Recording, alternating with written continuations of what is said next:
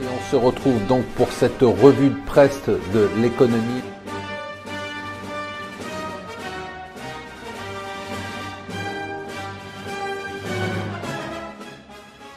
Bonjour et bienvenue sur Mon Financier pour le Morning Zapping du jour. Nous sommes le mercredi 5 juin. Ce qui se passe aux États-Unis, je vous le dis, c'est absolument fascinant. J'ai appelé ma newsletter ce matin le beurre et l'argent du beurre. Pourquoi ?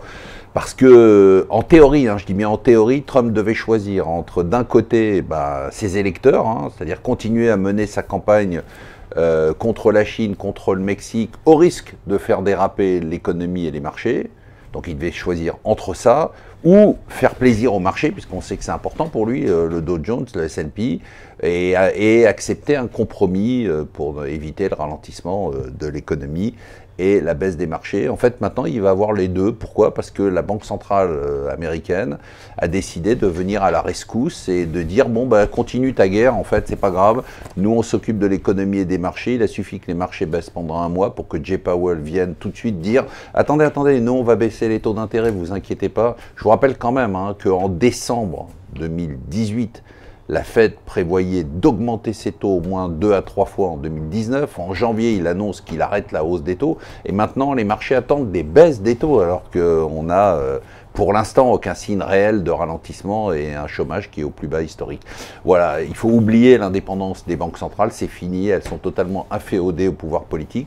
Trump a gagné, il a mis la Fed à genoux, c'est quand même assez impressionnant. Ce qui est impressionnant aussi, ce gars-là est insupportable, il fait des trucs étonnants, c'est qu'hier, il a mené une ingérence dans la politique intérieure britannique en disant globalement, détachez-vous de l'Union européenne, ça y est, ça suffit, et nous, on vous fera un deal énorme, dit-il, commercial, favorable si vous sortez du Brexit. C'est quand même un sacré coup de pouce pour Boris Johnson et Nigel Farage. C'est assez étonnant de voir ça. Et puis le monde pour Trump, il est très simple. Il y a d'un côté les amis et les ennemis. Et là, les amis, on les connaît, c'est l'Arabie Saoudite, les États du Golfe, le Japon, si le Japon décide de faire allégeance, le Brésil de Bolsonaro, Israël, bien sûr.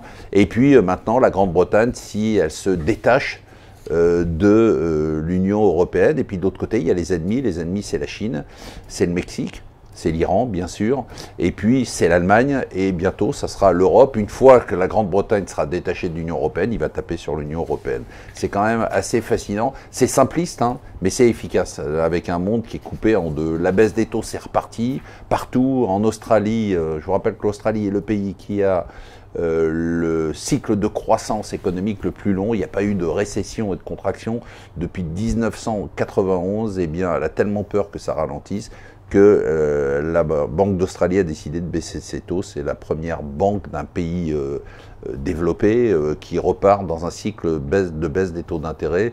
Baisse des taux toujours 1,29%, c'est le nouveau record du taux moyen d'emprunt immobilier. On n'avait jamais vu ça, c'est quand même là aussi très impressionnant.